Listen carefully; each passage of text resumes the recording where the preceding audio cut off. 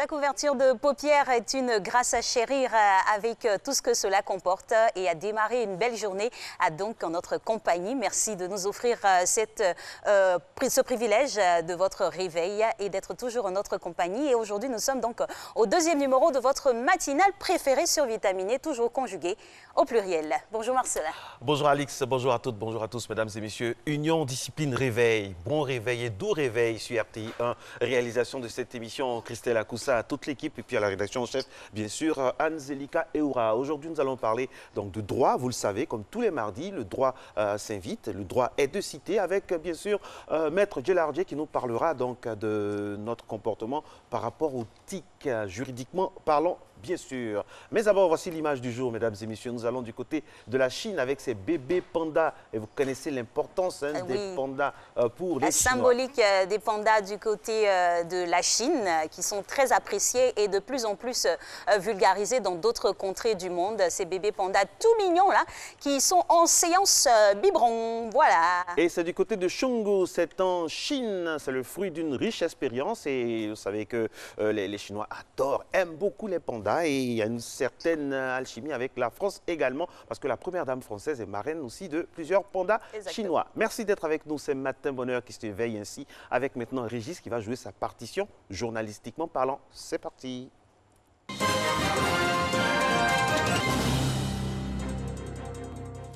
Nouveau rendez-vous de l'actualité. Bienvenue, bonjour à toutes et à tous. Bonjour à Alix et Marco.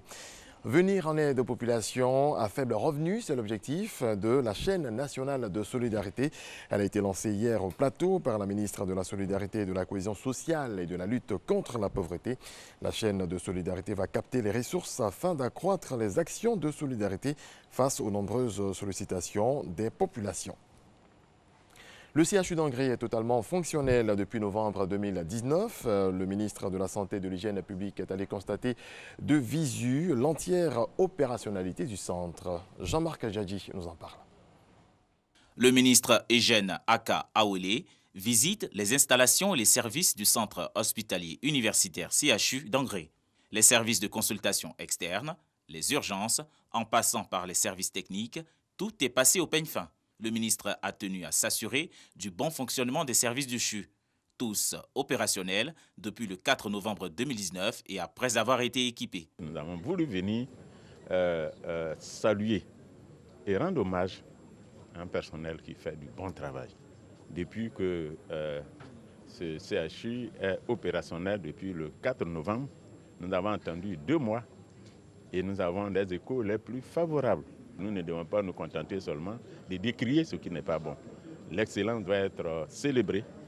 Je suis modestement venu célébrer cette excellence et dire à toute la Côte d'Ivoire que l'espoir est là quant à l'avènement d'un système de santé performant. Après des échanges avec l'administration, le ministre Aka Awele a rassuré les populations sur les capacités du CHU d'Angré à répondre aux besoins actuels. Je dois saluer le CHU d'Angré qui nous permet d'assurer la continuité des services parce que nombreux sont les malades qui viennent aujourd'hui, qui auraient pu aller au CHU Yopougon, qui viennent ici. Et saluer également le personnel qui a été relocalisé ici, qui est également en place pour appuyer l'équipe du CHU Angré. Le centre hospitalier universitaire d'Angré affiche une hausse de 123% en volume d'hospitalisation et de 152% en consultation sur la période de novembre à décembre 2019. Cette action du ministère de la Santé et de l'Hygiène publique s'inscrit dans le cadre du renforcement du système de santé ivoirien. Quel modèle de ville durable adapté à l'Afrique? C'est autour de cette problématique que vont se réunir à Abidjan différents acteurs nationaux et internationaux. Les rencontres d'Abidjan sur les villes durables vont se dérouler du 27 au 28 février prochain. Hier, c'était le lancement. Sephora Zegui. Jeter les bases d'une solide et bonne organisation du sommet Afrique-France, échanger et partager des solutions autour de la ville durable africaine. C'est l'objectif des rencontres d'Abidjan, des échanges qui vont permettre aux dirigeants africains et français de faire des propositions concrètes au prochain sommet Afrique-France qui aura lieu à Bordeaux du 4 au 6 juin. Une activité saluée par la France. Cette initiative, sans aucun doute, contribuera à faire du sommet Afrique-France un succès. Nous avons à co-construire les villes et les territoires de demain. C'est un enjeu majeur face aux défis locaux et globaux auxquels sont confrontés les pays africains et la France. Nous pouvons le faire à travers un partenariat renouvelé et équilibré. Pour le ministre de la Ville, Albert François Amicha, ces assises devraient déboucher sur des projets concrets qui seront portés par les chefs d'État au sommet Afrique-France. Il sollicite l'adhésion massive des entrepreneurs et start-upers ivoiriens. Les rencontres d'Abidjan entendent proposer des réponses innovantes en faveur du développement de territoires durables. Je voudrais solennellement inviter les entreprises du secteur privé à prendre une place importante dans l'organisation de ce rendez-vous continental et surtout d'y présenter des solutions qu'elles développent au sein de leurs différentes structures en matière de technologie, de services, d'ingénierie, de logistique, fléchées vers les exigences du développement durable. Des dialogues de haut niveau, sessions d'échange sur des solutions, stratégies et expériences inspirantes développées par les acteurs africains et français et des rencontres B2B seront au centre des rencontres d'Abidjan qui se dérouleront du 27 au 28 février prochain. Voilà, c'est tout pour ce 6h. On se retrouve à 6h30. Merci à vous, Régis. Merci. Et avant qu'on ne se retrouve, le studio il est tellement bien climatisé que je vais vous inviter, vous et nos téléspectateurs, à suivre ce trio course abdos pompe.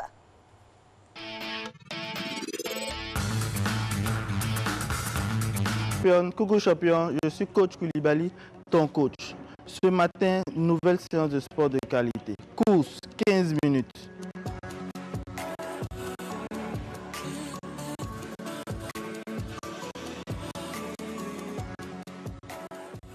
Au niveau de la vitesse, du rythme, chacun son rythme. C'est une course d'endurance, n'oublie pas une course de vitesse. L'objectif, c'est de tenir le plus longtemps possible en mouvement. Au niveau des appuis, réception d'abord sur le talon et ensuite la pointe des pieds. Talon, pointe de pied. Au niveau de la posture, reste droit. Ne te penche pas en avant. Inspire lentement, expire lentement.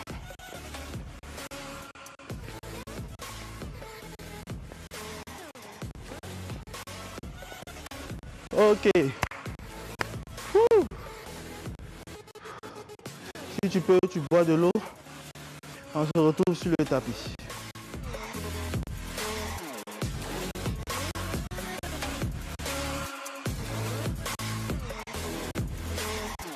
Premier exercice, pompe débutant ou bien pompe pour les femmes. Top, c'est parti. 1.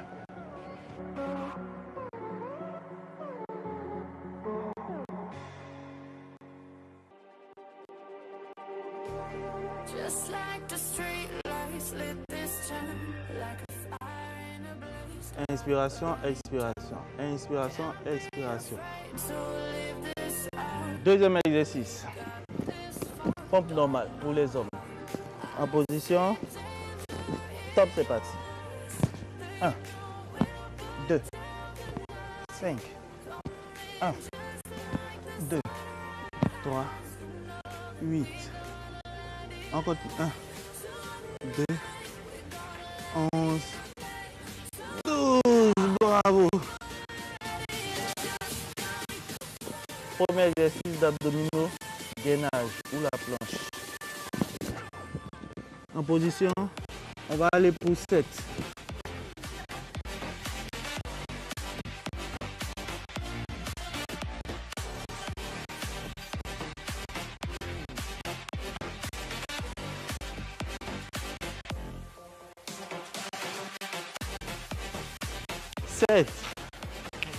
Non, vas-y. Quand on est fatigué, on ne bombe pas les fesses. Descends un peu, voilà, reste là. 10, ok, faut tenir, vas-y. Vas-y, plus que 2. 11 et 12. Bravo. Bravo. On passe au deuxième exercice. Crunch, comme vous le connaissez, mais avec un pied comme ça. La main de la jambe qui est croisée va se mettre sur le tapis ou sur le sol. Et ensuite, l'autre main se met en position de pardon. On va aller première série pour 10. 1, 2, 3.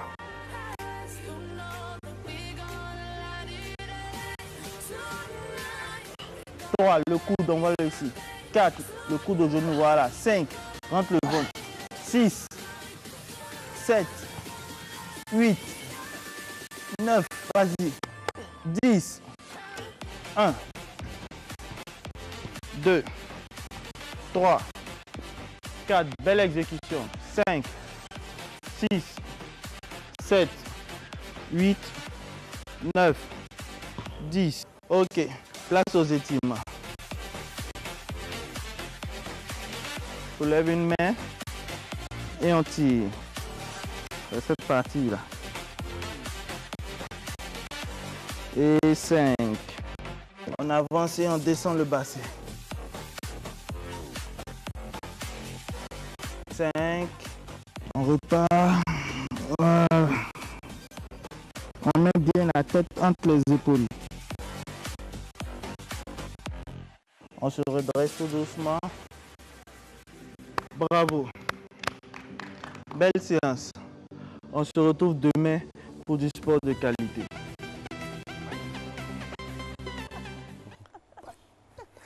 C'est la mimique du coach Lanzeni. On est toujours très heureux d'être en sa compagnie là. Il y avait une affaire de course, de pompe et d'abdos. C'est bien pour récupérer un peu par rapport à tout ce qui a été pendant ces fêtes de fin d'année. Merci d'être à Matin Bonheur ce mardi 14 janvier. C'est fou comme ce mois de janvier passe tellement vite. Hein. Qui a dit que janvier allait à pas de tortue ou à pas de sénateur? Janvier va vite, tellement vite qu'on oublie qu'on a l'histoire du petit-déj. On y va.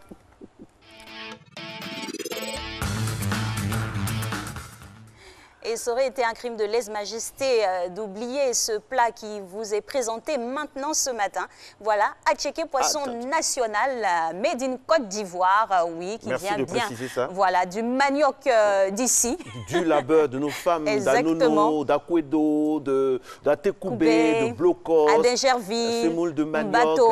Voilà. Attiéké poisson. C'est un plat ici, on a un poisson braisé. Incontournable, mesdames et messieurs, que le poisson soit braisé, fumé. Attiéké poisson, ça fait partie de la constitution alimentaire de notre pays. Avec un peu d'aloco. Un peu d'aloco parfois. Hein. Il y a des variantes. Hein. Il y a des variantes. Les goûts et les couleurs. Et puis, ce qu'il faut dire, c'est que c'est doux. C'est tellement bon.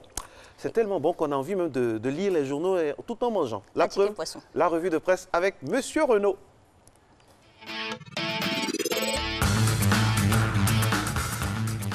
Bonjour Renaud. Bonjour Alix. On va sur soi ce pommage pour après. Alors, le gouvernement passe à la vitesse supérieure dans la lutte pour l'amélioration des conditions de vie des populations.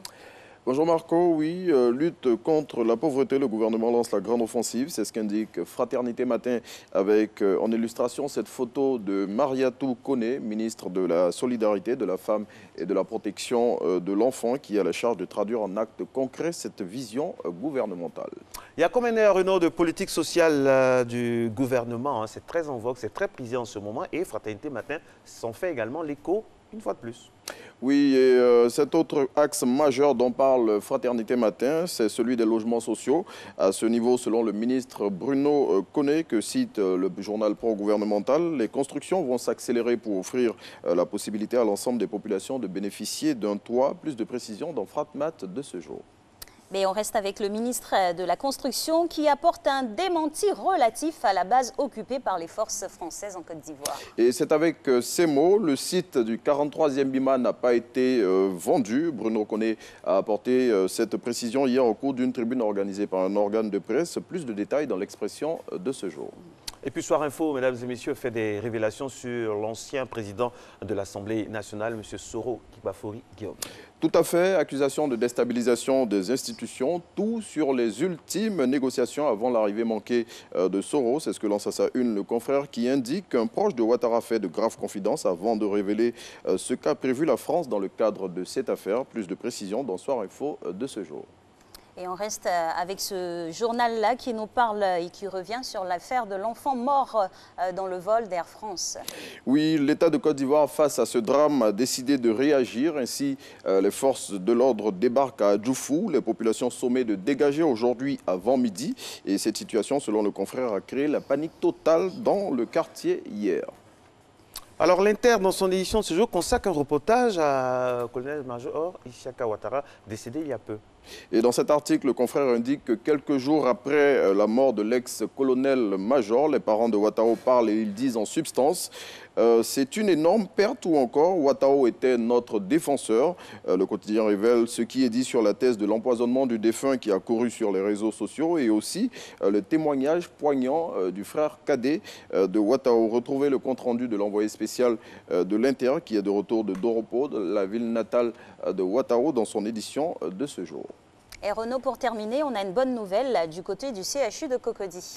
Oui, désormais, vous pouvez vous faire soigner et payer après. C'est l'information que relaie le confrère dans son édition de ce jour, selon le quotidien qui relève une information publiée par la direction de l'hôpital sur sa page Facebook hier. Désormais, tout malade admis aux urgences du CHU de Cocody doit bénéficier de soins appropriés, même s'il n'a pas d'argent sur lui.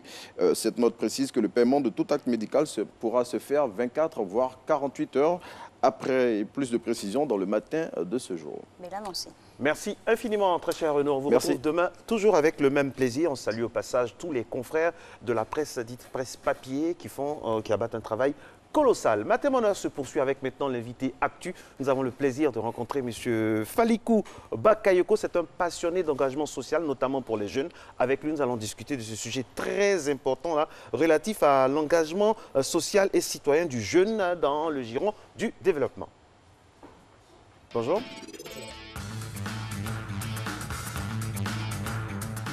Eh oui, bonjour à vous, monsieur Bakayoko. Bonjour, madame. Bienvenue. Merci. Alors, le sujet a été lancé, on le rappelle, l'engagement social et citoyen du jeune, levier de développement et de cohésion sociale. La première question serait de savoir comment appréhendez-vous l'engagement social et citoyen du jeune en Côte d'Ivoire? Merci.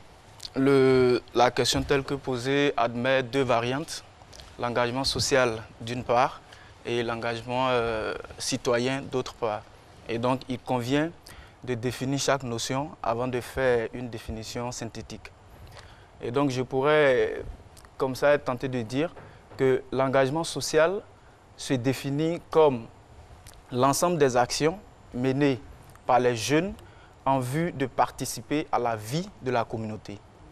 Et l'engagement citoyen, c'est l'ensemble des actions menées par les jeunes en vue de promouvoir les valeurs de la République, le respect des lois, le respect des symboles de l'État. Et donc, globalement, on pourrait concevoir l'engagement social et citoyen des jeunes comme, d'une part, la participation des jeunes à la vitalité de la communauté et cet effort qui est déployé au quotidien par les jeunes en vue d'inculquer aux citoyens les valeurs républicaines. Alors, quel est le plan de la situation? Qu'est-ce qui se passe concrètement dans notre pays relativement à ce que vous dites? Quel est l'état des lieux? Est-ce qu'on peut se faire un petit état des lieux par rapport à l'engagement des jeunes en Côte d'Ivoire, qu'ils soient citoyens ou social? Le bilan est quelque peu décevant parce que les jeunes ont tendance à rester en marge de cet engagement social et citoyen. Et ils ont l'impression que c'est à l'État, donc au gouvernement, qu'il appartient de faire la promotion des valeurs républicaines, de faire la promotion des valeurs qui pourraient très certainement participer à la construction de l'édifice national. Et donc le constat, il est un peu décevant. Il est un peu décevant. On constate un retrait des jeunes, on constate une réticence des jeunes. Et donc, ma foi, le constat, il est un peu décevant. Alors, de votre position de président de la Massi Mouvement d'Avenir et de Côte d'Ivoire, quelle serait, selon vous, la part que les jeunes devraient prendre et comment cela se déclinerait? Nous sommes dans un pays composé, où la population est composée majoritairement de jeunes. L'on parle, à travers les statistiques, l'on parle de 70% de jeunes. Et nous estimons au niveau du MASSI que le développement du pays passe par les jeunes. Et donc, ces jeunes doivent avoir le sens de la responsabilité, le sens de l'État, le sens de la République.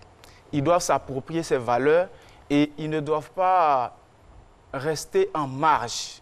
Ils ne doivent pas rester en marge. Ils ne doivent pas voir en la promotion de la vie sociale, en la promotion des valeurs républicaines, l'affaire de l'État. Ce n'est pas l'apanage de l'État, c'est l'affaire de tous.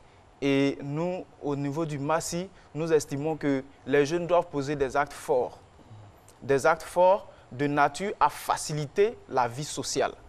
Ils doivent poser des actes forts de nature, ils doivent même se constituer en des agents de sensibilisation. Parce que ne l'oublions pas, la Côte d'Ivoire aussi est fortement composée d'une population qui malheureusement est analphabète. Et donc il va falloir sensibiliser ces populations sur ce qui pourrait éventuellement contribuer à la paix sociale. Parce que sans paix sociale, il n'y a pas de développement possible. Monsieur Bakayoko, quand on vous entend, il y a vraiment un lien qu'on peut faire tout de suite entre l'éducation et les jeunes. Est-ce que les jeunes de Côte d'Ivoire aujourd'hui sont outillés pour intégrer le combat tel que vous le définissez là? Est-ce qu'ils ont déjà l'essentiel même, déjà pour être dignes dans la vie de tous les jours, pouvoir admettre, pouvoir prétendre à engager un tel combat? Et puis, deuxième volet de la question, on a l'impression que les jeunes sont beaucoup utilisés quand il s'agit de politique, quand il s'agit de ceci. Comment faire pour échapper à tout ça? D'abord, nous estimons que pour ceux qui ont été à l'école, les jeunes ont les outils nécessaires. Ils ont les outils nécessaires parce que il y a de cela un mois, nous avons assisté au classement des universités au niveau de l'Afrique. Et l'université de Bouaké a été présentée en bon pôle. Et il y a des concours qui sont organisés au niveau du CAMES chaque année. Et les lauréats, en tout cas, les premiers sont sortis des universités ivoiriennes, notamment l'université de Bouaké. Donc, en termes de substance, en termes de ressources, en termes d'éléments de fonds, nous estimons que les jeunes sont suffisamment outillés. Quant à l'aspect qui frise l'instrumentalisation des jeunes, nous estimons tout simplement que c'est aux jeunes de s'affranchir de ces pratiques. C'est vrai, les jeunes peuvent s'intéresser à la politique, mais en faisant la part des choses. En faisant la part des choses, en sachant qu'ils ne sont pas obligés d'accepter tout ce qu'on leur propose. Malgré leur situation, ils ne sont pas obligés d'accepter tout ce qu'on leur propose. Ils peuvent essayer d'entreprendre des projets novateurs. Ils peuvent se mettre en groupe de jeunes pour essayer ensemble de consolider certains projets, de nourrir certains projets, les mener jusqu'au bout en fait. Donc ils ne sont pas obligés de se laisser instrumentaliser par les entités politiques. Ils peuvent s'affranchir et on le voit ailleurs. Pourquoi pas en Côte d'Ivoire? Alors, M. Bakayoko, vous avez parlé dans vos propos en amont de faire, on va dire, écho aux actions du gouvernement et seulement ne pas laisser le gouvernement ou l'État agir. Mais bon, en même temps, on est dans un pays constitué, organisé, avec tout ce qui se passe, le ton qui montre entre les différents acteurs de la politique. Cela ne biaise pas un peu l'atmosphère et ça n'influence pas négativement la jeunesse? C'est à la jeunesse de prendre la hauteur par rapport à tout ça. Il y a des agitations dans le milieu politique, mais c'est aux jeunes d'identifier les priorités. La priorité pour un jeune, c'est sa formation et la priorité pour un jeune, c'est son pays. Quand on parle de république, certaines personnes pensent que c'est simplement un discours. Ce n'est pas un discours. L'homme ne se réalise que dans un cadre social. L'homme ne se réalise que lorsque les valeurs qui fondent notre environnement sont respectées. Donc les jeunes ne sont pas obligés de se laisser emporter par cette vague d'agitation qui malheureusement a lieu dans le milieu politique. En face de tout Alors, ça. quand on voit des réunions de jeunes, on est un peu étonné parce qu'on ne sait plus finalement qui est jeune. Parce que quand je prends les partis politiques, les responsables des jeunes des partis politiques, il y en a qui ont la cinquantaine dedans. Alors moi, je me pose une question. Le concept de jeune, même, est-ce qu'il n'est pas galvaudé? Qui est jeune? Le concept de jeune est malheureusement galvaudé en Afrique en général et en Côte d'Ivoire en particulier. En principe, si on regarde les standards internationaux, le jeune, c'est jusqu'à 35 ans. Sous nos tropiques, des gens ont 40 ans, ils ont 50 ans, ils ont 60 ans et ils continuent de se revendiquer de cette tranche de la jeunesse. Donc nous estimons que les jeunes doivent quand même comprendre qu'il y a un âge pour se construire. C'est un tournant décisif, c'est un tournant à ne pas rater. Si jusqu'à 30 ans, 35 ans, vous n'arrivez pas à vous réaliser, vous n'arrivez pas à voir, ne serait-ce que à identifier des brins d'espoir dans votre vie, il y a un souci. Il y a un souci et les partis politiques, malheureusement, contribuent à cette pratique-là. Parce que vous êtes dans un parti politique, vous avez 40 ans et on estime que vous êtes jeune. On estime que vous devrez attendre. On estime que vous devrez encore gravir certaines marches avant de prendre certaines responsabilités. Et donc, on favorise l'irresponsabilité des jeunes. Au niveau du MASI, nous estimons que, c'est vrai, nous sommes jeunes. Pour la plupart, c'est des étudiants. Mais nous avons décidé d'orienter nos actions vers la jeunesse, de nous former, de ne pas rater le tournant des 30 et 35 ans. Voilà, nous devons réussir ce tournant parce que si nous ratons le virage, c'est clair que nous serons comme les autres. Exactement. Alors, M. Bakayoko, il n'est pas rare, hein, surtout dans nos pays africains, de voir la jeunesse toujours à la solde de la politique. De votre position de président du MASI, quelles sont les solutions que vous apportez pour un peu éloigner les jeunes de cet aspect uniquement qu'est la politique? Malheureusement, en Afrique, on estime que quand on parle de politique, l'on ne réussit seulement qu'en politique. Ce n'est pas normal. Ouais. Et même quand on parle de la politique, c'est la gestion de notre cité, c'est la gestion de notre société. Et un jeune qui veut faire plus tard de la politique, il doit être formé dans tous les aspects de la société. Parce que vous ne pouvez pas être jeune, vous ne pouvez pas être politique et ne pas avoir du répondant devant des questions basiques liées à l'économie, liées aux différents aspects scientifiques de la vie sociale. Ce n'est pas possible. Et donc, nous estimons que pour échapper à cet écueil, les jeunes doivent avoir pour priorité la formation. Quand on est jeune, on prend le temps de se former. Parce que la compétition sera rude. Et au niveau du MASI, il y a quelque chose que nous appelons le rendez-vous des générations. Aujourd'hui, je suis Falikou Bakayoko. Demain, dans 5 ans, dans 10 ans, je sais que c'est ma génération qui était là et qui sera là plus ou moins. Et ce jour-là, où est-ce que je serai? Dans quelle posture je serai? Il faudrait que j'ai les rudiments nécessaires pour participer dignement et honnêtement à cette compétition. Il ne faudrait pas que je sois en marge, il ne faudrait pas que je sois moins outillé que les autres. Et donc, nous estimons que pour échapper à cet écueil, les jeunes doivent essentiellement se concentrer sur leur formation.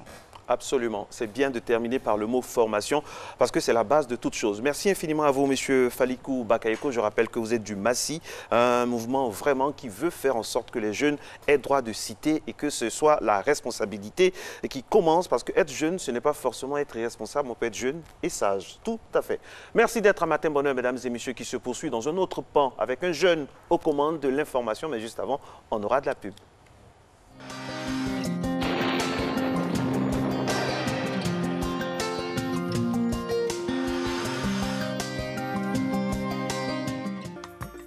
Mesdames et messieurs, bonjour. Au cours de cette matinée, les régions du littoral et du sud forestier seront intéressées par du brouillard ou de la brume humide avant l'apparition progressive du soleil. La bande centrale sera sous l'influence des vents humides. Ainsi, les effets de l'harmattan seront généralement atténués et le nord sera dominé par la présence des vents secs de l'harmattan. Un temps de brume sèche sera observé. Pour les variables de cette matinée, 24 degrés à Abidjan, 23 à Diaké, 21 degrés à Bondoukou et Boaké, 23 à Daloa, 24 degrés à Dimbokro, 23 à Gagnoa, 19 degrés à Korogo, 18 à Mont et Odiéné, 24 degrés à San Pedro, 23 à Sassandra, 22 degrés à Tabou et enfin 22 degrés à Yamoussoukro.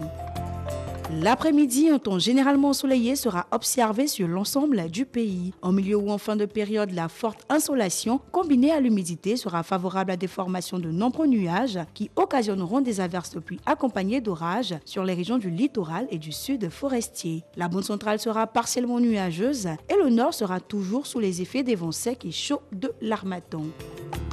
Pour les températures de l'après-midi, 32 degrés à Abidjan, 33 à Diaké, 35 à Bondoukou, Boaké et Daloa, 36 degrés à Dimbokro, 34 à Gagnoa, 35 degrés à Korogo, 34 à Mont, 35 degrés à Odiéné, 33 à San Pedro Sassandra, 32 degrés à Tabou et enfin 35 à Yamoussoukro.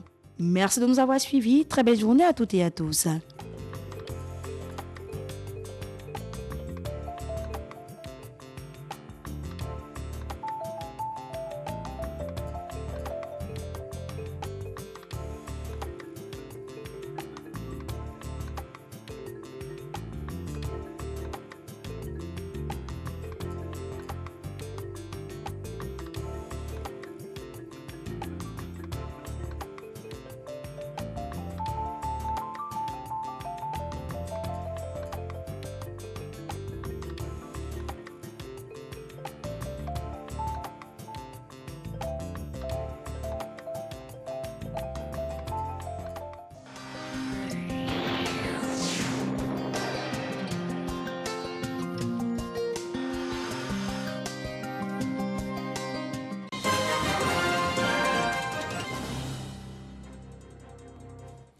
Nous sommes de retour cette fois pour développer l'actualité africaine. Tout de suite, on se rend au Niger. Le Conseil national de sécurité nigérien vient de rendre publique une communication sur les événements tragiques du camp militaire de Chinagoder. Le gouvernement confirme le chiffre de 89 soldats tués lors des combats. Au Mali, un accord a été trouvé et signé pour la sécurité de la ville de Ménaka dans le nord du pays. Un accord entre l'ex-rébellion, SEMA, la coordination des mouvements de l'Azawad, et les groupes armés dits de la plateforme favorable aux autorités de Bamako. Au Cameroun, le désarmement des combattants séparatistes anglophones et des ex-combattants de Boko Haram dans le nord du pays, initié en novembre, se poursuit, mais il est apprécié diversement. Reportage. Dans l'éventail de solutions proposées aux crises multiformes qui affectent le Cameroun, il y a l'initiative DDR, désarmement, démobilisation et réintégration des ex-combattants de Boko Haram et des groupes armés dans le nord-ouest et le sud-ouest. En fait, il s'agit d'une offre de paix du chef de l'État à ceux qui acceptent volontairement de déposer les armes et de retrouver les valeurs de la République. Le processus s'est enclenché depuis un an avec la mise en service des centres DDR à Moura, Boya et Bamenda. En cette année 2020, il faut davantage travailler pour l'augmentation des effectifs. Les enfants pensent qu'on les trompe, mais notre travail consiste à les motiver, à les sensibiliser et à les dire que le geste du chef d'État est vrai, qu'il doit les faire sortir de la brousse pour venir dans les centres DDR, pour qu'on puisse les encadrer, pour qu'on puisse leur donner une formation. Loin de la lutte armée dans le nord-ouest et le sud-ouest, il est attendu un nouvel aiguillage dans le combat contre Boko Haram. Le centre provisoire à Méry va, dans un premier temps, permettre le transfèrement des 99 ex-combattants qui sont logés actuellement à la force multinationale Mixamora, pour que cette centaine d'ex-combattants commencent déjà à apprendre les petits métiers pour leur réintégration dans la société. Et d'autres nombreux contacts aussi ont été noués avec les leaders traditionnels, religieux. Il faut saisir la main tendue du président de la République. C'est d'autant plus qu'elle est soutenue par la communauté internationale. Nous comptons avoir une prochaine présence à Buea et Bamenda et que nous allons poursuivre donc notre collaboration étroitement pour venir en aide donc aux femmes et aux filles qui souffrent le plus de cette crise. Dans la recherche d'une paix durable, toutes les voies sont à explorer. La Cour suprême de Guinée-Bissau a rejeté les recours du camp du candidat malheureux à la présidentielle et autorisé la publication des résultats définitifs, ouvrant la voie à l'officialisation de la victoire d'Oumarou Sissoko Embalo. Cette décision de la Cour suprême, interprétée différemment, fait débat dans le pays. Le procès de Lamine Diack, président de la Fédération internationale d'athlétisme, qui devait être jugé à partir de lundi, a été reporté. L'ex-patron de l'athlétisme mondial est soupçonné d'avoir étouffé des cas de dopage en échange de pots de vin et détourné de l'argent de sa fédération. Ebola est de retour à Beni, dans la région du Nord Kivu, à l'est de la République démocratique du Congo. L'Organisation mondiale de la santé, OMS, et le ministère de la Santé congolais, qui coordonne la riposte à l'épidémie, ont annoncé l'apparition d'un nouveau cas de fièvre hémorragique après 29 jours d'accalmie, soit au-delà de 21 jours à partir desquels une zone est considérée comme libérée du virus. Au Sénégal, un code gazier sera soumis au Parlement dans les prochains jours. L'annonce est du ministre du Pétrole et des Énergies lors d'un atelier de renforcement des capacités des parlementaires. Une rencontre au cours de laquelle les enjeux liés au secteur du pétrole et du gaz ont été expliqués aux députés. Regardez. Une plénière en dehors de l'hémicycle. Face aux députés, le ministre du Pétrole et des Énergies a expliqué les enjeux existants autour du pétrole, du gaz et au-delà des énergies. L'objectif visé est d'outiller les parlementaires pour qu'ils puissent jouer pleinement leur rôle dans la gouvernance du secteur. Les échanges, je suis sûr, apporteront assurément à l'Assemblée nationale des réponses précises aux défis et aux enjeux de l'heure concernant les secteurs pétroliers et gaziers. Je tiens à rappeler qu'en dehors des missions d'évaluation et de contrôle, notre commission aura comme ambition de contribuer efficacement à la compréhension et au développement du secteur sur le terrain de la vulgarisation des projets et programmes pilotés par votre département. Pour la gestion des ressources énergétiques, dans les 5 prochaines années, une lettre de politique de développement du secteur de l'énergie a été validée récemment. L'objectif global est de renforcer l'accès de tous à une énergie de qualité et en quantité suffisante à moindre coût. L'énergie est au cœur de notre développement et le gouvernement a pris la pleine mesure de cet enjeu qui fait partie des piliers, sinon des facteurs clés du plan Sénégal émergent. Je suis persuadé que nous vous donnerons une meilleure idée et de plus amples connaissances sur le secteur. Cette rencontre a été l'occasion pour le ministre de revenir sur les avancées significatives notées dans le secteur. Nous avons également enregistré le doublement du nombre de localités électrifiées en milieu rural en passant de 1648 villages en 2012 à 4276 en 2019. En outre, sur les 17 blocs du bassin sédimentaire, 10 sont sous contrat avec des découvertes de pétrole et de gaz dans 3 blocs. Ces résultats non négligeables nous permettent d'être optimistes et de poursuivre les efforts notamment pour mobiliser 4 000 milliards sur les 5 prochaines années pour financer la mise en œuvre de la lettre de politique sectorielle qui est un bon document de planification. Durant 2 jours, les échanges vont porter sur des points essentiels comme le code gazier qui sera soumis prochainement au Parlement. Voilà, c'est la fin de ce coup d'œil sur l'actualité. Merci de votre attention. On se retrouve à 7h. Merci à vous, Régis Kofi. Pourquoi vous riez comme ça? Qu'est-ce que fait rire? Non, mais... Vous voulez que je casse les papos ici? Vous voulez qu'on casse, on commence à casser les papos? C'est une grande... C'est tendance en plus dans ce pays. C'est une grande moqueuse. Non, mais c'est tendance dans ce pays. Chaque on peut y reportage aller. qui passe, mesdames et messieurs, on a un fou rire ici. Non, mais je commente. Je commente. Elle a un commentaire là. Temps, voilà. Alors... Les pépites d'Alix, ce sera dans les offres. Ne vous inquiétez pas, on va s'y atteler.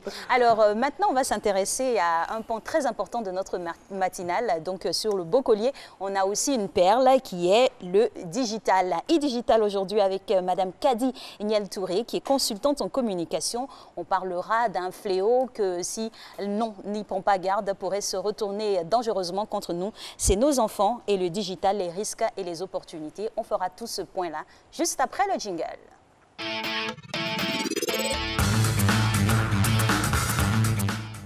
Attention, dites-nous ce que vos enfants regardent sur le net et on va vous dire un peu comment ils sont éduqués. C'est très, très important. Les enfants et les images, on ne le dira jamais assez. Il y a une corrélation qui agit indubitablement sur l'éducation. C'est là où notre experte intervient. C'est une personne idoine pour en parler avec tout son bagage qu'elle traîne depuis plusieurs années maintenant pour nous parler de ce thème très intéressant. Bonjour. Bonjour. Bonne année. Merci, à vous également. Merci. Qu'est-ce qu'on peut vous souhaiter?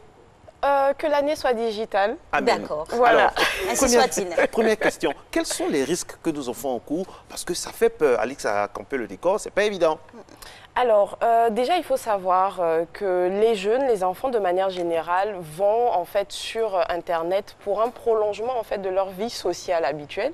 Donc, ils vont pour discuter avec leurs amis, ils vont dans des groupes, ils vont pour découvrir des tendances, qu'elles soient musicales, de mode, etc. Et donc, justement, ils sont face à certains risques. Alors, déjà, nous avons les arnaques. Il faut savoir que certaines personnes mal intentionnées peuvent entrer en contact avec votre enfant via un compte qu'il aurait créé en se présentant comme un jeune également, pour lui demander alors est-ce que tu peux prendre la carte de crédit de tes parents pour faire tel ou tel achat. Donc c'est entre autres des risques auxquels les enfants peuvent être exposés, ou les ados également.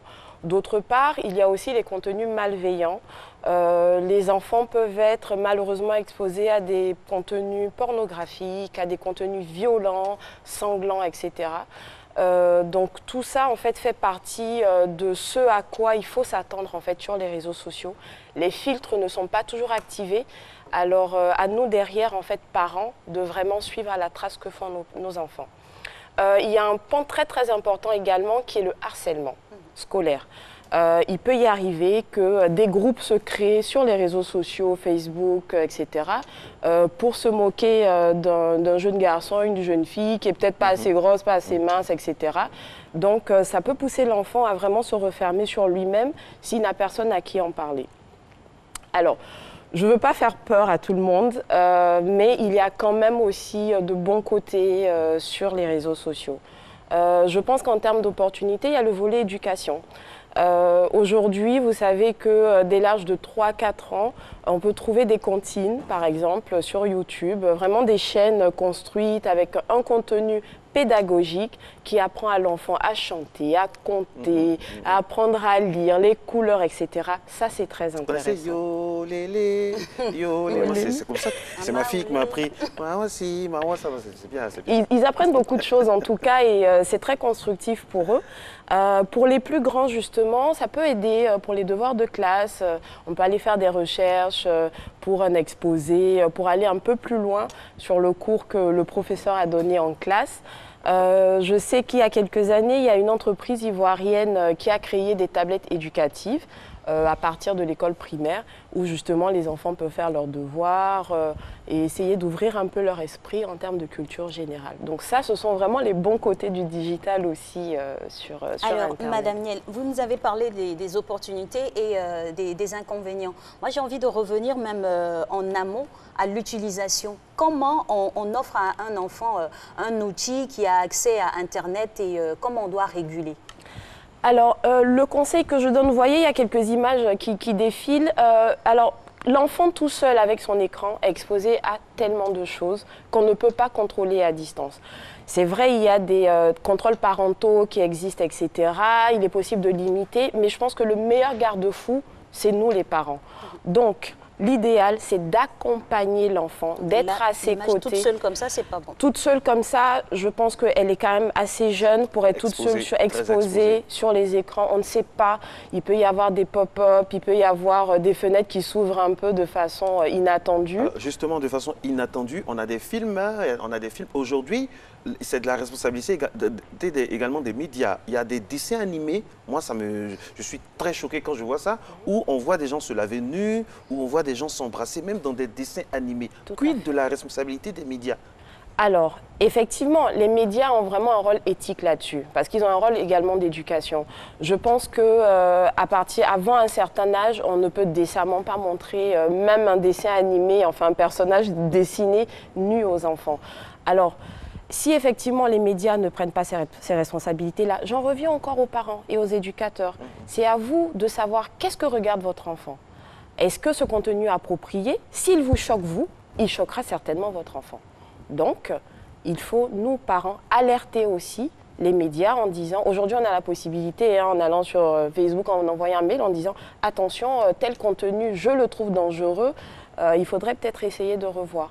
Donc je pense que c'est aussi à nous de vraiment se positionner un peu comme les protecteurs de la sensibilité de nos enfants. Alors que répondez-vous par exemple à ceux qui inciteraient peut-être à une autre forme d'éducation, de formation, parce que tout couvrir, tout fermer, ne rien dire à l'enfant aussi, c'est une autre forme de l'exposer au danger. Tout à fait. Moi je suis pour le fait de discuter avec l'enfant, de lui expliquer. Alors, en agissant ainsi, voilà les risques que tu encours. En postant des photos de toi où tu n'es pas forcément très habillé, etc., tu peux également t'exposer à des personnes qui sont pédophiles, etc. Il faut toujours expliquer aux enfants, en posant tel acte, voici les conséquences. Et puis là-dessus, il faut savoir aussi que demain, en termes de métier, à l'horizon 2030, on sait que 85% des métiers ne sont même pas encore connus aujourd'hui.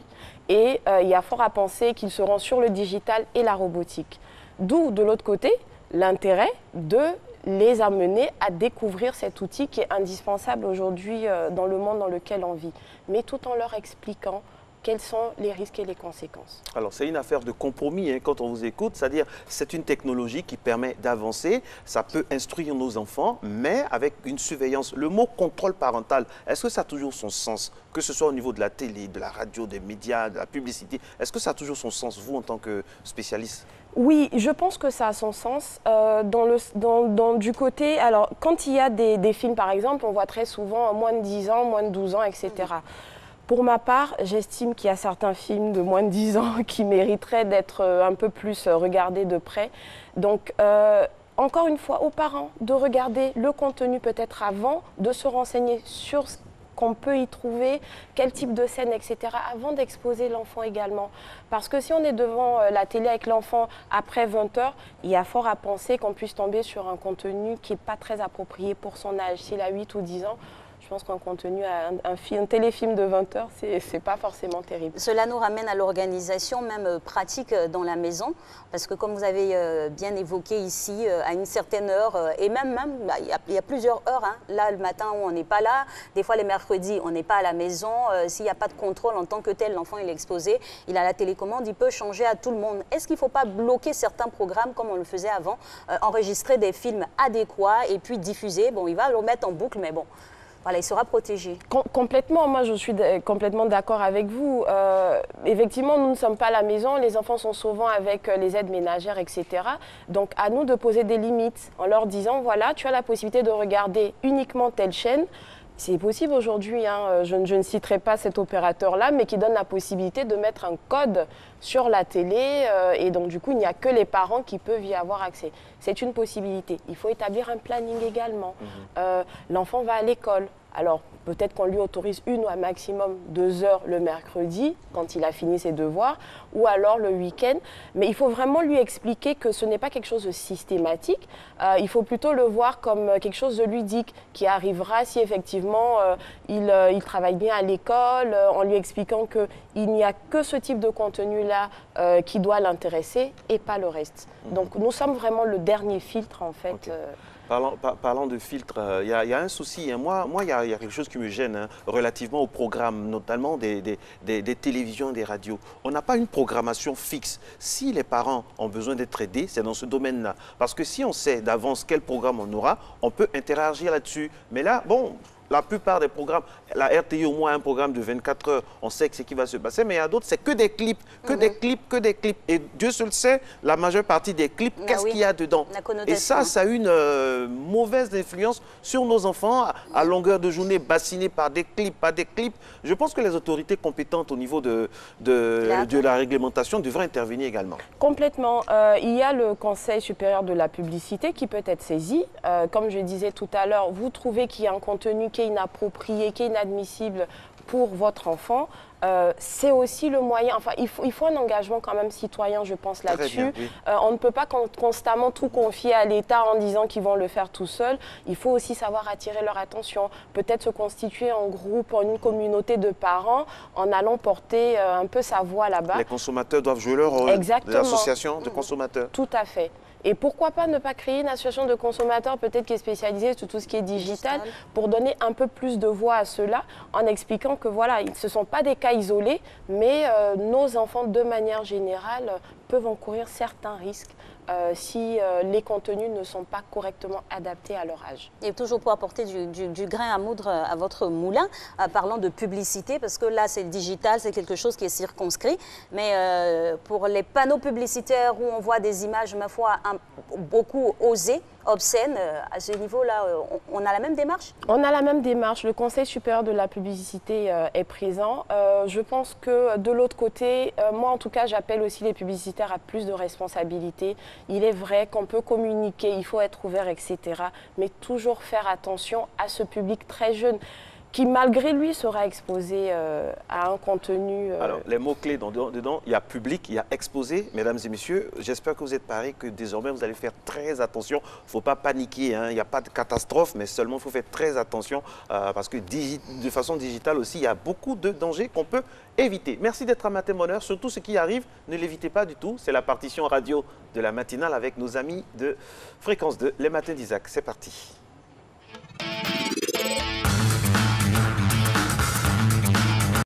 « 50 ans universel », bien le bonjour à ceux qui nous prennent en cours de diffusion.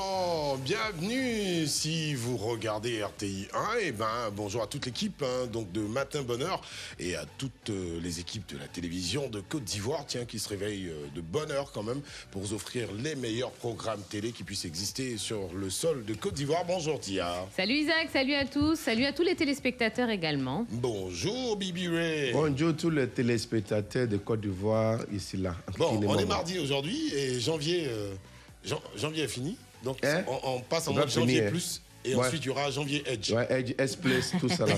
S+. Ouais. Bon, d'accord. Allez, pour ceux qui nous rejoignent, vous écoutez ou sinon vous regardez les matins d'Isaac.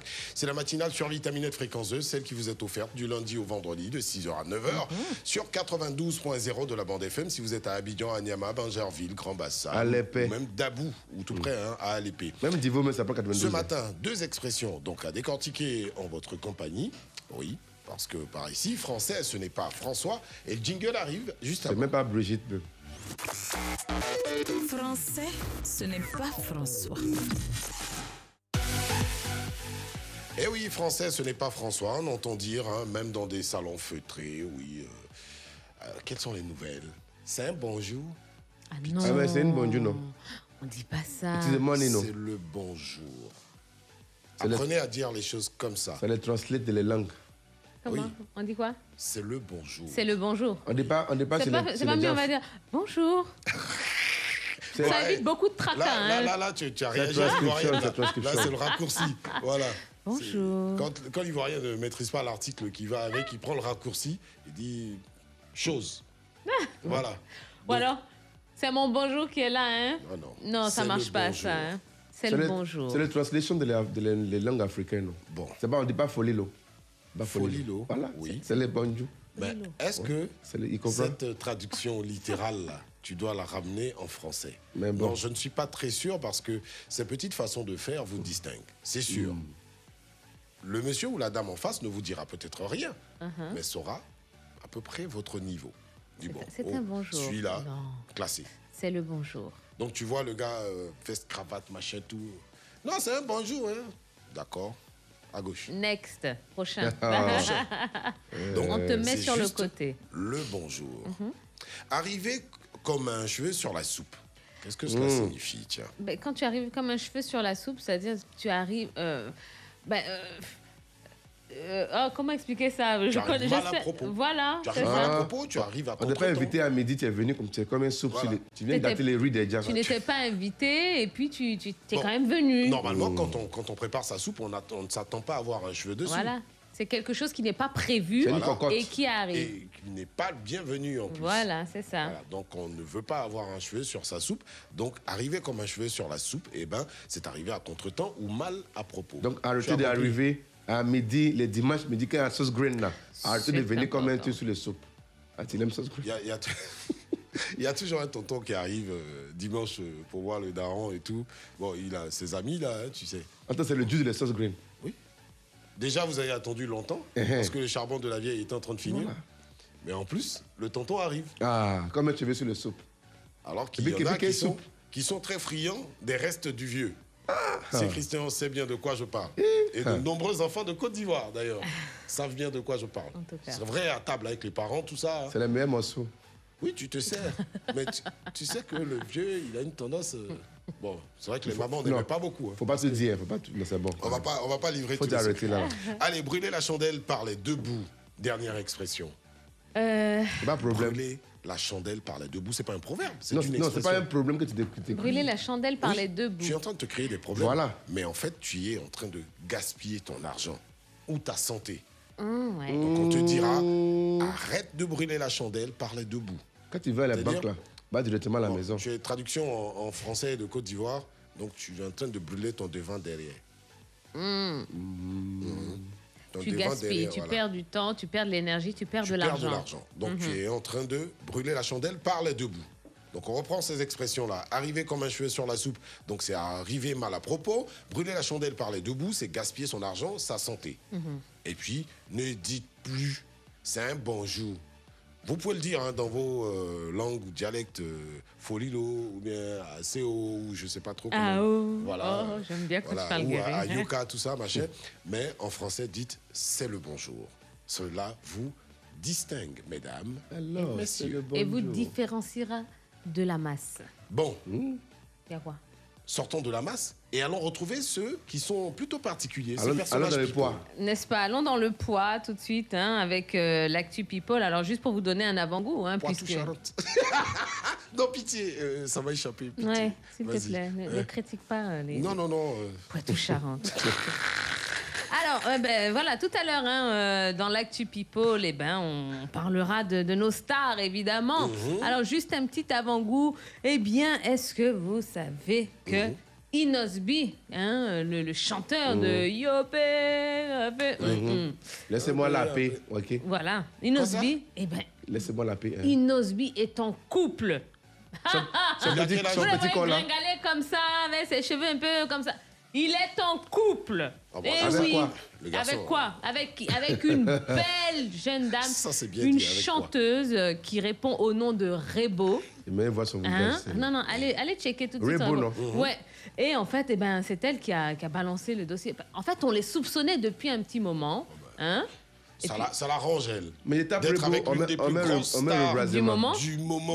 Ah ouais. Elle a posté sur son compte Instagram une photo, disons, bouche dans bouche, langue dans langue, salive dans salive. Avec... Ouais, non, la photo est terrible. C'est ancienne. Il y a quoi? Non, vas-y. Quand on galochait à l'époque, tu vois, non, c'est... Vas-y, Tia, c'est bon.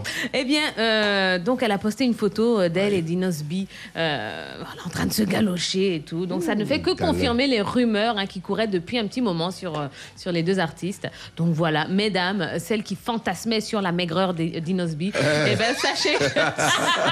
Oula, c'est fort ça. C'est fort ça. Faut garder. On va s'arrêter à cette news là. On en garde pour tout à l'heure. On en garde pour tout à l'heure. Et à ceux qui ont l'intention de nous retrouver donc sur la radio, qui seront en chemin pour le boulot, hein, on a un sujet à vous proposer. Bien sûr, évidemment, aux environs de 7h10, vous pourrez nous appeler pour nous donner votre avis concernant le sujet du jour. Quel est l'impact des réseaux sociaux sur vos activités professionnelles? Et les deux numéros de téléphone sont 20 22 21 21 ou 20 24 27 89. Merci Marcelin, merci Alix. Merci là-bas. On vous embrasse très fort, hein, Zélika et toute l'équipe de production de Matin Bonheur. On se donne rendez-vous mardi prochain. Rosalaka. Oh mais ça va. Il y a quoi? Bisous. Allez, bon.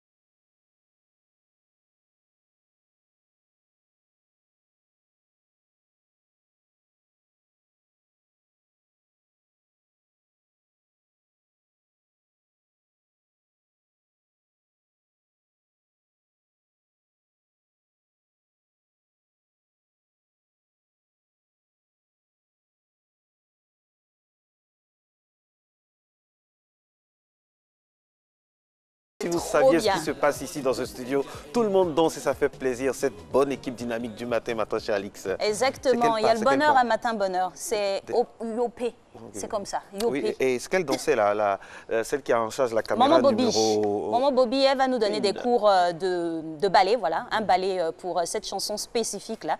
Mais le temps que nous nous mettons à la danse, on va vous inviter à suivre Régis Kofi qui a lu des informations d'ailleurs à vous distiller. Elle va danser au journal.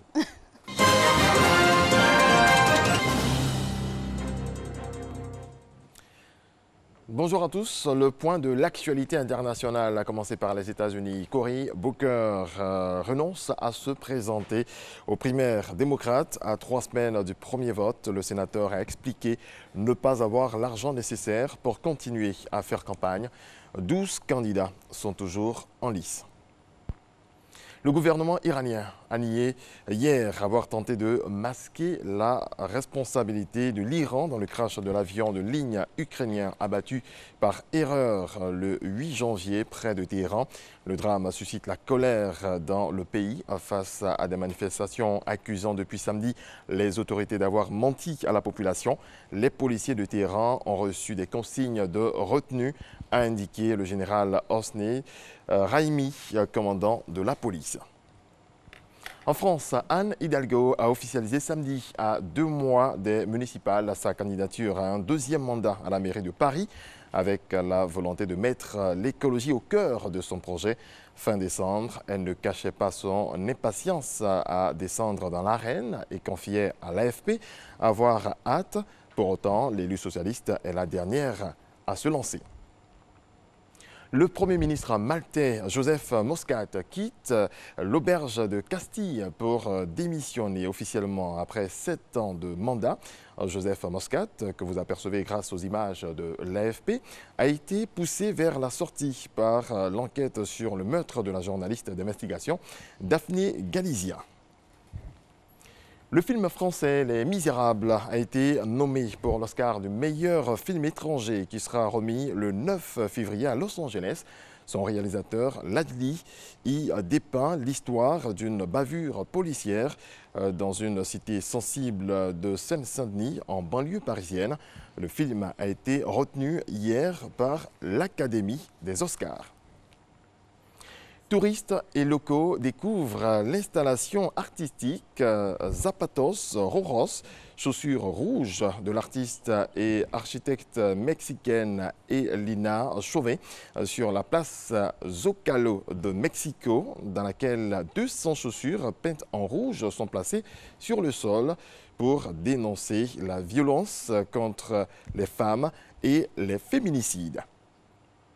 Voilà, c'est la fin de ce rendez-vous de l'actualité. Merci de votre attention. On se retrouve demain, mais Matin Bonheur se poursuit avec Alix et Marco. Merci très cher d'être passé sur ce plateau pour nous informer. On vous retrouve avec beaucoup de plaisir demain, notre Régis national, le jeune Régis. Merci. Allez, Matin Bonheur se poursuit. Maintenant, avec le droit, c'est un moment que vous appréciez. Merci d'être de plus en plus nombreux à nous suivre. Maître Arsi Éric Djelargé est notre invité. Avec lui, nous allons parler des infractions à l'utilisation des TIC. Vous avez remarqué que la colonne vertébrale de cette émission, c'est bien sûr autour de tout ce qui est technologie de l'information, de la communication digitale. Et on reste dans ce giron-là, juste après ceci.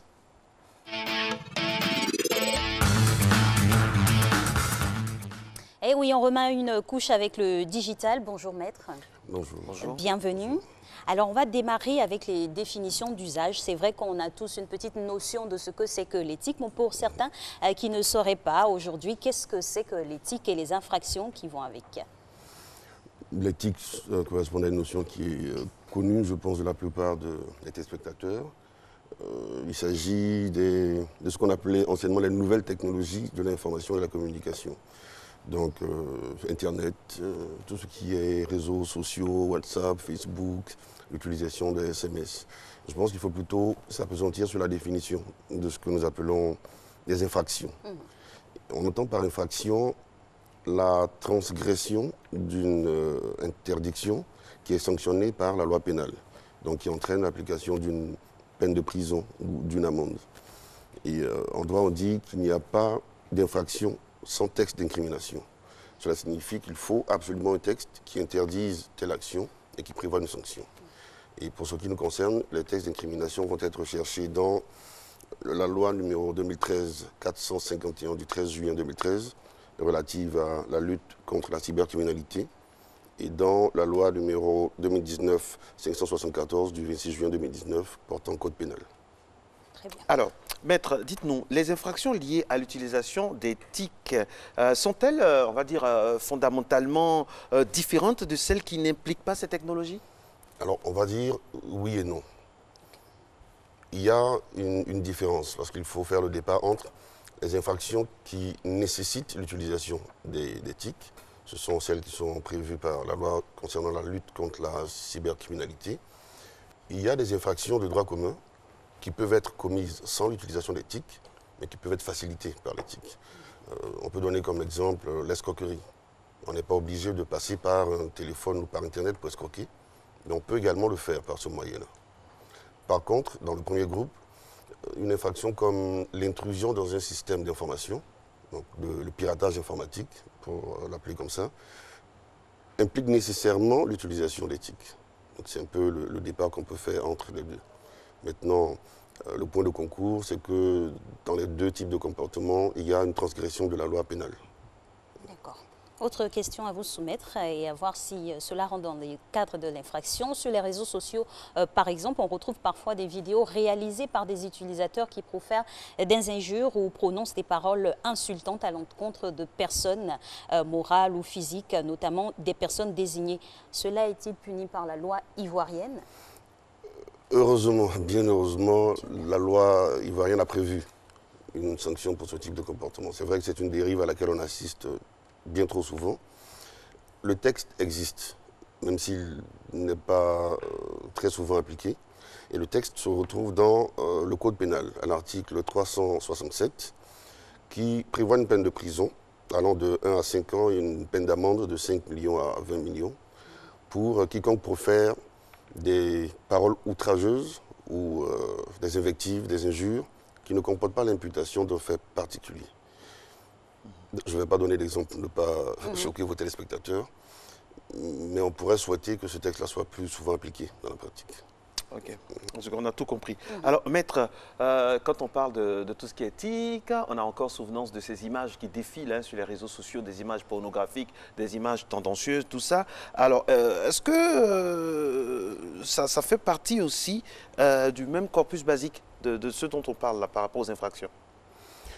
Ça fait partie du même corpus. Ce sont des comportements déviants qui doivent être portés à la connaissance des autorités et qui doivent être sanctionnés par les tribunaux.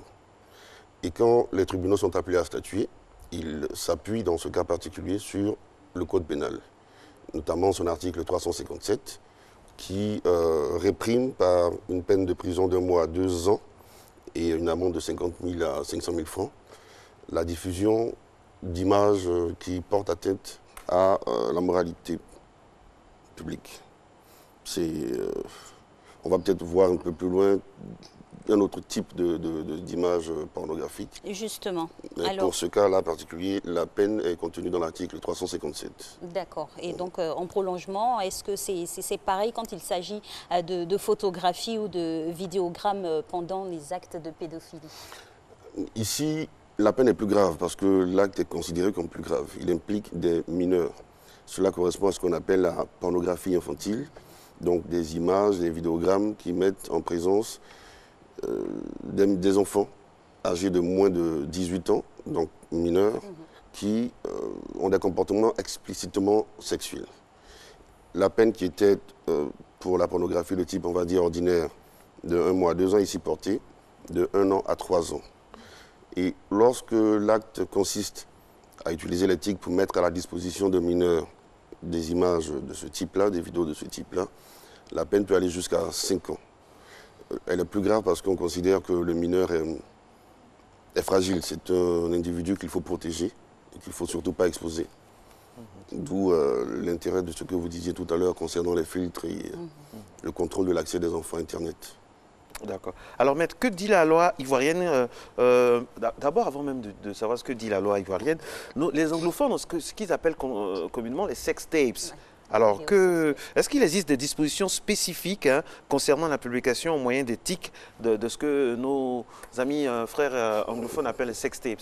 Les vidéos sexuelles. Alors, le principe, c'est que vous ne pouvez pas capter des images, des ébats d'un individu ou deux individus et les publier sans leur consentement. Il faut nécessairement leur accord. Même si vous avez leur accord, vous tomberiez sur le coup des dispositions pénales qu'on vient d'évoquer. Maintenant, si vous captez ce type d'image et que vous les publiez dans le cadre de ce que les mêmes anglophones appellent le revenge porn, qui consiste à publier des images de quelqu'un pour se venger de cette personne, vous tombez sous le coup de l'article 357 du Code pénal. Cela peut être le fait de la personne même qui a participé aux ébats ou être le fait de quelqu'un qui n'y a pas participé. C'est exactement la même peine. Et la tentative est punissable. La peine est de 1 mois à 2 ans de prison ou de 50 000 francs à 500 000 francs d'amende. Alors, Maître, avant de rebondir sur la question qui suit, j'aimerais revenir un peu sur le cas des mineurs. Malheureusement, la déperdition des mœurs est telle qu'aujourd'hui, les mineurs même s'exposent aussi sur Facebook. Quand on a des vidéos qui sont diffusées par des mineurs, eux-mêmes en train de se filmer en direct pour offrir soi-disant des services, ils sont pénalement poursuivables? On peut les poursuivre pénalement, ils vont relever simplement de la justice des enfants, donc du juge des enfants, qui sera mieux outillé pour leur appliquer la loi pénale, donc les dispositions qu'on vient d'évoquer. Alors, Maître, en Côte d'Ivoire, il y a une catégorie de personnes qu'on appelle les brouteurs, qui sont réputés pour gagner de l'argent, parfois des sommes très importantes, en trompant des personnes plus ou moins crédules grâce au TIC. Est-ce que vous pouvez nous en dire quelques mots, même de façon non exhaustive, au sujet de leurs différents modes opératoires et des sanctions prévues par la loi concernant cette bizarre activité? Bizarre, en effet. Alors, pour ce qui les concerne, c'est vraiment un cumul d'infractions. C'est-à-dire qu'ils posent plusieurs actes qui constituent des délits en même temps. Et dans la recherche de la victime et dans la manière de convaincre les victimes de diminuer leur patrimoine à leur bénéfice. Donc, on a déjà commencé le fait d'adresser des emails qui ne sont pas sollicités, donc les spams, qui tombent sous le coup de l'article 22 de la loi sur la cybercriminalité. Peine de prison 1 à 5 ans, amende 1 million à 10 millions. On a très souvent l'utilisation d'une fausse identité, soit qu'on la crée de toutes pièces, soit qu'on emprunte l'identité de quelqu'un qui existe, ou l'identité d'une entreprise, comme une banque. Et cela tombe sous le coup de l'article 19 de la loi sur la cybercriminalité, qui est puni de 2 à 5 ans d'emprisonnement et de 5 millions à 10 millions de francs d'amende. On a également le fait de faire croire à une entreprise qui n'existe pas, une entreprise chimérique, de vous faire espérer un gain comme de gagner à la loterie sans jamais y avoir participé, ce qui est extrêmement bizarre, vous admettrez. Et tout ceci constitue une escroquerie au sens de l'article 471 du Code pénal. Ici, on a une peine d'emprisonnement de 1 à 5 ans, une amende de 300 000 à 3 millions. Et puis, on a parfois du chantage. Concernant certaines personnes qui se laissent aller à des actes intimes, on va dire, et qui sont captés par l'escroc, par l'arnaqueur, et qui sont utilisés comme, ces images-là sont utilisées comme un moyen de pression, un moyen de contrainte pour vous obliger à vous départir de certaines sommes d'argent. On tombe dans le cas du chantage, donc, qui est puni par l'article 475 du Code pénal. Et la peine de prison est d'1 à 5 ans de prison. L'amende va de 300 000 à 3 millions de francs CFA. De façon non exhaustive, ce sont les différents types d'infractions qu'on peut reprocher à ces personnes-là. Après, on pourra parler du recel, des sommes d'argent qu'ils obtiennent par ce moyen-là. Et ça va incriminer tous ceux qui bénéficient de ces sommes-là en sachant que l'activité qui a produit cet argent-là est criminelle. Ça affecte beaucoup de personnes. Exactement. Maître, parlons toujours d'éthique et de la responsabilité des uns et des autres. Que dit par exemple la loi ivoirienne concernant ceux qui propagent des informations qu'ils savent fausses au moyen des TIC? Alors, tout dépend de la nature des informations qui sont publiées. Toutes les informations fausses ne tombent pas nécessairement sous le coup de la loi pénale. Ce qui est réprimé, c'est lorsque vous propagez une information qui n'est pas avérée et qui fait état d'une détérioration, d'une dégradation de biens ou d'un sinistre immédiat ou d'une situation d'urgence. Vous créez un trouble à l'ordre public dans ce cas-là et vous tombez sous le coup de l'article 372 du Code pénal. Vous avez une peine de prison allant de 2 à 3 ans. 1 à 3 ans. 1 à 3 ans. Alors, maître, et en ce qui concerne celui qui formule et transmet des menaces de mort ou de violence par le canal des TIC, trop souvent sur le net, sur Facebook, sur les réseaux sociaux, que ce soit dans le milieu politique ou dans le milieu naturel, même entre les citoyens lambda, il y a des menaces de mort à peine voilées qui fusent. Qu'est-ce que dit la loi? Déjà, en dehors des TIC, on n'a pas le droit de menacer quelqu'un de mort. Ce qu'on a de plus précieux, c'est la vie. Donc on n'a même pas le droit de menacer, de porter atteinte à cette vie-là. Maintenant, quand on utilise les moyens technologiques d'aujourd'hui pour transmettre ce genre de menaces, on tombe évidemment sous le coup de la loi pénale. On s'expose à une sanction pour le cas où la personne qui est concernée saisirait les autorités de police ou les autorités judiciaires. L'article dont il serait fait application dans ce cas-là, ce serait l'article 366 du Code pénal qui prévoit une peine d'emprisonnement de 2 à 5 ans. Bon, personnellement, j'estime qu'on pourrait aller plus loin. Mais bon. On ne va pas critiquer la loi telle qu'elle est faite. D'accord, maître. Alors, a-t-on le droit, par exemple, en Côte d'Ivoire, de télécharger des films et des chansons sur des sites de partage gratuits? C'est du vol ou c'est pas du vol? On ne va pas le dire de façon aussi catégorique. Alors, on aimerait avoir le droit. On aimerait pouvoir télécharger sur les sites Torrent et autres. Malheureusement, on n'a pas ce droit-là. On n'a pas ce droit-là parce qu'on porte atteinte à la propriété intellectuelle. Ce sont des chansons, ce sont des films qui font l'objet de droits d'auteur et des droits voisins à l'égard de leurs créateurs. Et quand ces œuvres de l'esprit sont mises à votre disposition sur Internet, on va dire, de façon illicite, parce que vous n'avez pas payé pour les avoir, vous n'avez pas le droit de les télécharger. Et c'est exactement ce qui est dit par l'article 33 de la loi sur la cybercriminalité, qui dit textuellement que le fait de prendre en toute connaissance de cause, d'exploiter ou de reproduire une œuvre de l'esprit qui est mise à votre disposition de façon illicite sur les réseaux sociaux constitue une infraction. Et cette infraction est passible d'une peine d'emprisonnement de 1 à 10 ans et d'une amende de 500 000 francs à 100 millions de francs. Un vol. Okay.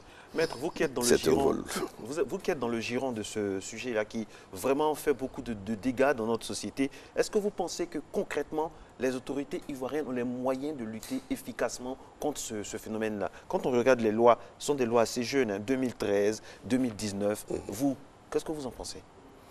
Est-ce qu'elles sont suffisamment outillées pour lutter contre ce fléau-là? Parce que ça demande une véritable mise à jour. Il faut être toujours up-to-date parce que les malfrats ont des nouvelles techniques chaque seconde. Absolument, vous faites bien de le relever.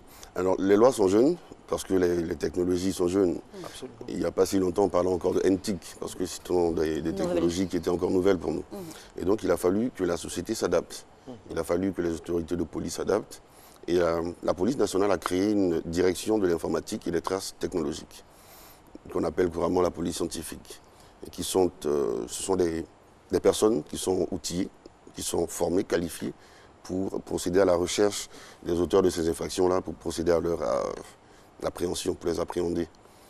Vous avez des experts parmi eux, des docteurs en informatique et autres, qui sont parfaitement outillés.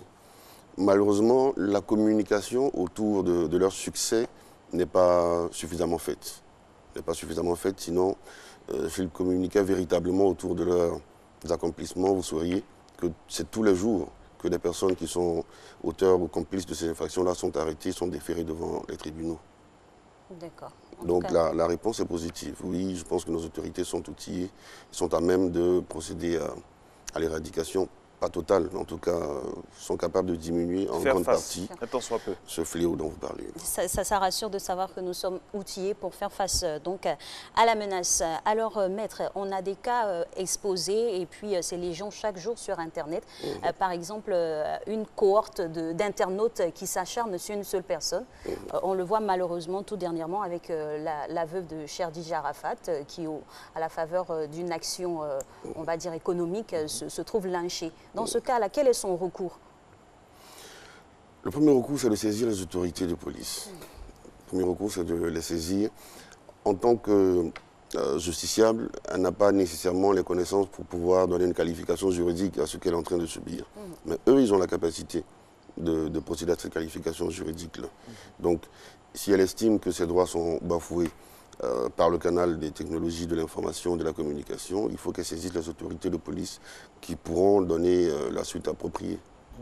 Maître, il y a un phénomène aussi qu'il faut prendre en compte. Il y a énormément de caméras dans notre pays actuellement, notamment à Abidjan et aussi dans les entreprises. Par rapport à ces caméras-là, leur utilisation, qu'est-ce que la législation dit? Est-ce qu'on peut filmer tout le monde comme ça dans la rue, au bureau, dans les entreprises publiques? Comment ça se fait? Dans le cadre de la sécurisation de vos locaux, vous avez le droit d'installer des caméras et de capter des images. Ce qui va poser problème, c'est l'utilisation que vous allez faire de ces images-là. Si vous en faites juste l'usage qui est prévu, vous regardez les bandes qui ont été enregistrées pour savoir qui est entré, qui n'est pas entré, qui est sorti, qu'est-ce qui est resté en place, il n'y a absolument aucun problème. Si vous utilisez ces images-là pour les publier, pour les porter à la connaissance de personnes qui n'étaient pas supposées les voir, en ce moment, vous enfreignez le droit à la vie privée, le droit à l'image. Et vous allez subir la sanction de la loi. D'accord. Maître, autre cas que l'on vit au quotidien, c'est par exemple ce qui est devenu la mode sur Internet, le malparlage entre griffes. Et on le rentre dans le cadre de l'humour.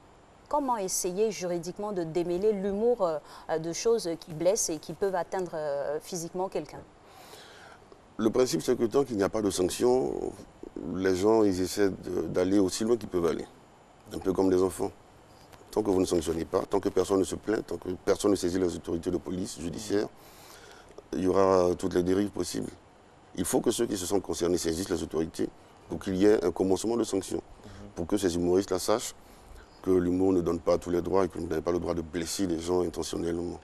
Certains Ivoiriens, maîtres, sont en droit de penser qu'il y a une façon de 2 poids 2 mesures, qu'il y a une géométrie variable, parce qu'il y en a, que ce soit au niveau politique, surtout au niveau politique, disons-le, il y en a quand ils parlent qui ne sont pas inquiétés, alors qu'il y en a quand ils parlent 2 minutes après, ils sont arrêtés. Épinglé. Donc certains Ivoiriens sont en droit de... Il y a des gens qu'on insulte, il y a des hommes politiques qu'on insulte, il n'y a rien, mais il y a d'autres hommes politiques aussi qu'on insulte, automatiquement il y a réaction. Vous, l'homme de droit, qu'est-ce que vous pensez de ce méli-mélo, digitalo, TIC, je ne sais pas comment dire ça? Alors on a parfois une ou plusieurs autorités qui se saisissent de façon autonome d'une infraction. L'autorité estime qu'une infraction a été commise et que même sans qu'une plainte soit portée, elle peut agir. Dans ce moment-là, on ne peut pas critiquer. On dit par exemple que le procureur de la République a l'opportunité des poursuites. Cela veut dire qu'il, même quand on le saisit, il décide est-ce qu'il y a lieu ou pas des poursuites. De qui? De celui qui est supposé avoir commis une infraction, de la personne qui est mise en cause. Okay. Non, je précise. Si moi je suis offensé et que je saisis le procureur, par une plainte simple, il n'est pas obligé de donner une suite à ma plainte. Il regarde les faits, s'il estime qu'ils ne sont pas suffisamment graves ou qu'ils ne sont pas suffisamment caractérisés, il ne donne pas de suite. Sur quelle base? Sur la base de son appréciation, de ses compétences juridiques et personnelles. Il y a les textes de loi, il y a la compréhension que la personne a des faits.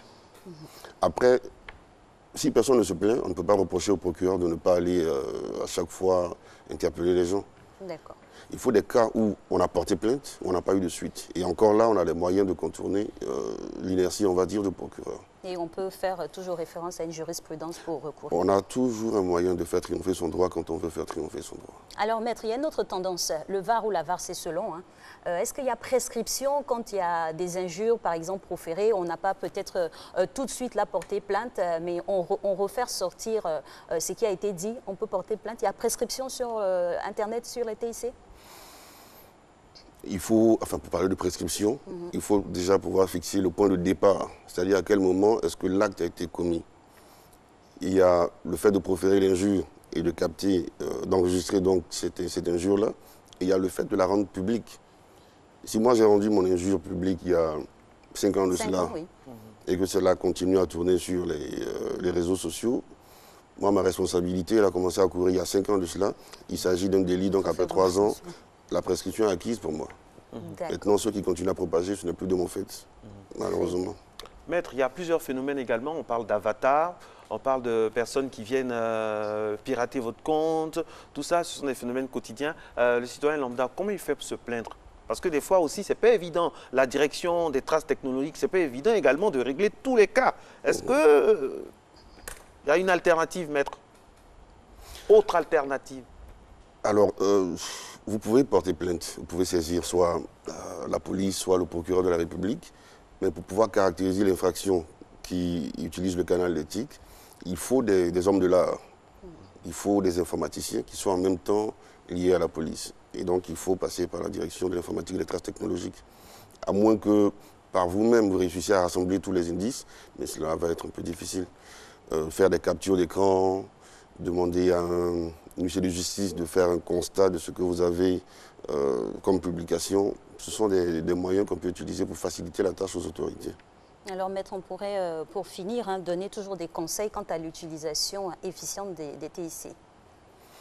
Alors, il faut que cela reste un outil de communication responsable et sensée. Il faut qu'on se souvienne qu'il y a des mineurs qui ont accès à ces moyens de communication-là. Il faut qu'on les protège, il faut qu'on se protège nous-mêmes. Il faut surtout qu'on sache que derrière, il y a un gendarme qui est capable de taper sur la table, qui est capable de sanctionner lorsqu'on transgresse la loi pénale.